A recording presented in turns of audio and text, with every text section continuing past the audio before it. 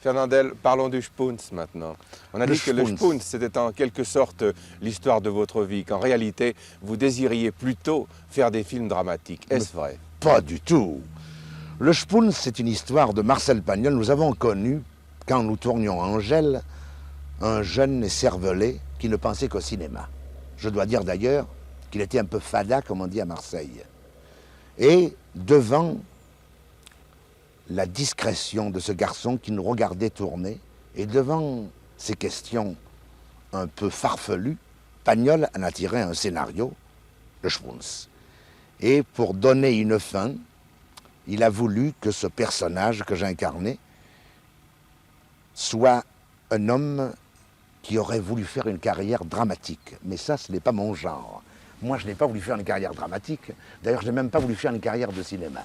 Lorsque j'ai fait du cinéma, j'ai accepté la première fois pour me voir. Et je ne pensais qu'à faire une carrière musicale, vous voyez. C'est pour ça que je dis à mes jeunes camarades, quand ils disent « je veux faire du cinéma », je dis « ne dites jamais ça ». Dites peut-être qu'un jour, je ferai du cinéma. Car moi, je n'avais pas du tout envie. Et le cinéma est venu me chercher au musical. C'est pour ça que j'ai une grande reconnaissance au musical et à ce public fidèle. Car comme je vous le disais tout à l'heure dans notre conversation privée avant d'être devant les téléspectateurs, on pardonne tout à un comique. Voilà pourquoi, au bout de 35 ans de cinéma, vous me voyez encore devant vous, chers amis, en vous remerciant encore de votre accueil quotidien. Et je dois dire que si je suis Fernandel depuis 35 ans, enfin depuis 30 ans, mettons que j'ai un grand nom, c'est au public que je le dois. À ce public qui m'a fait confiance au départ. Et c'est pour ça qu'il fallait quand même, à ces gens très sympathiques qui sortent ou de l'atelier ou des bureaux, et qui le soir, le samedi, allaient au cinéma, leur donner quelque chose pour un peu les délasser. Et j'ai pensé que si j'avais fait, dans ma carrière déjà longue, que des films dramatiques, je n'aurais pas tenu le coup. Car on ne peut pas intéresser les gens à faire pleurer pendant 30 ans. Fernandel, maintenant, vous êtes non seulement acteur, vous êtes également producteur. Oui. Producteur, vous avez fondé avec Jean Gabin La Gaffaire. Avec Jean Gabin, vous êtes un des monstres sacrés du cinéma français. Si on y joue encore Pierre Freinet, je crois qu'on a fait le tour des monstres sacrés actuels. Il y a Brigitte du cinéma. Bardot, hein. Brigitte Bardot, dans le domaine féminin, bien entendu. Il y a Belmondo maintenant aussi. Bien. Il commence, c'est ça. Vous êtes producteur. On a dit, Fernandel a fait La Gaffaire.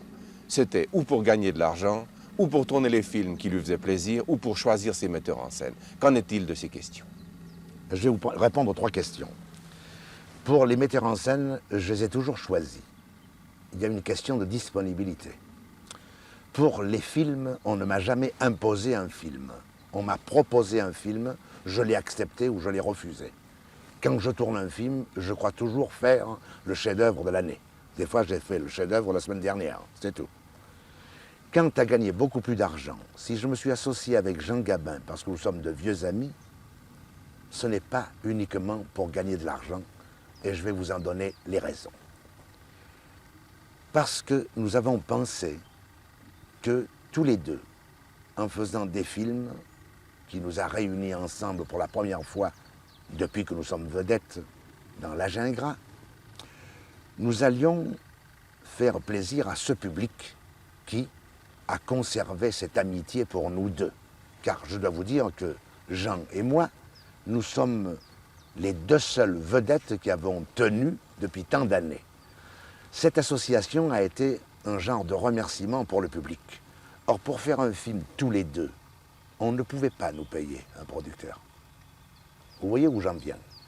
Ce n'est donc pas pour gagner de l'argent, car L'Âge ingrat, qui a été notre premier film, est sorti sur les écrans français en décembre 1964. Il a fait jusqu'à présent 1 milliard de recettes guichets en France. Et nous n'avons pas encore touché un sou avec Jean Gabin de nos appointements. C'est la première fois que nous faisons un film gratuit. Fernandel, vous allez tourner des films. Nous vous en souhaitons encore plusieurs. Mais de toute façon, un jour, il faudra vous arrêter. Oui, quand on me l'a voulez-vous dit vous souvent. arrêter?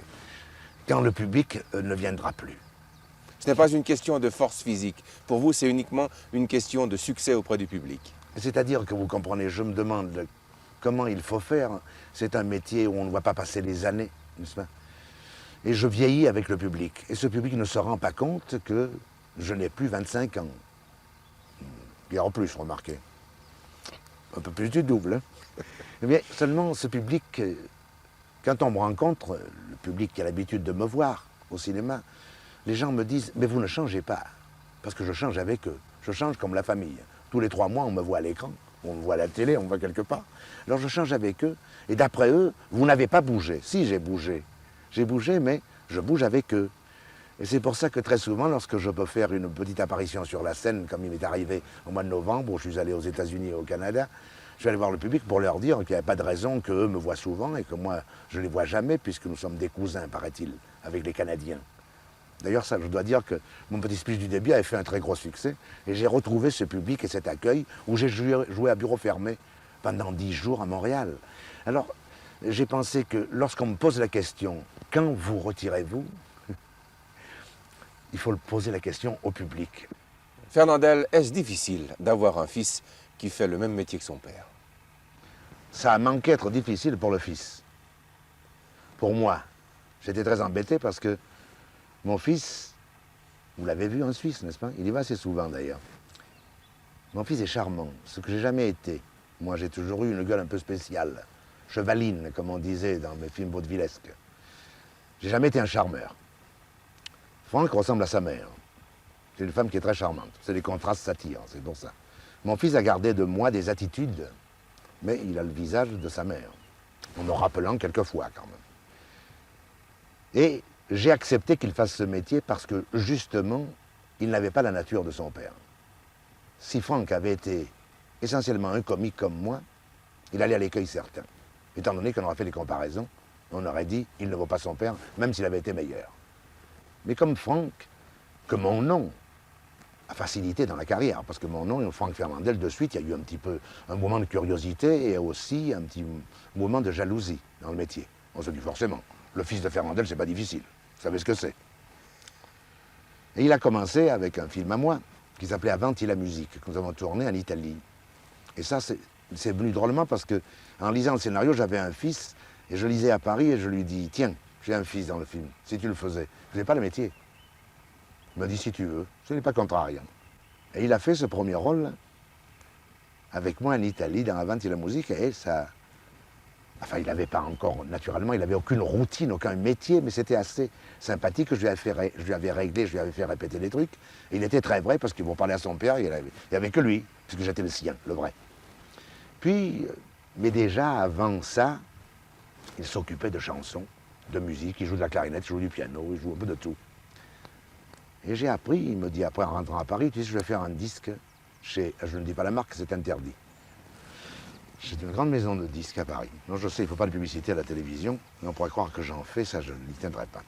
Alors, je lui dis, tu ne vas pas faire l'imbécile quand même, tu ne vas pas aller... Moi qui ne le savais pas, je ne l'avais jamais entendu chanter. Et il m'a porté le disque essai. Je n'en suis pas revenu. Je dis, enfin, mais tu as... Il me dit, il y a longtemps que je ne te l'ai pas dit, mais il y a longtemps. Alors naturellement, il a commencé à faire ça, puis là j'ai créé une pièce de Sauvageon qui s'appelait Bienheureuse Anaïs au Théâtre Michel. Il avait été remarqué sur une photographie du film sur Le Figaro par Marc-Gilbert Sauvageon, l'auteur, dont il a créé cette pièce. Et là, ça lui a fait une rentrée au théâtre. Et brusquement, du jour au lendemain, le film, le disque et la pièce de Sauvageon, qu'il a joué 6 mois, ont fait de Franck un acteur qui n'était plus le fils de Fernandel, mais qui était un acteur qui portait le nom de Fernandel.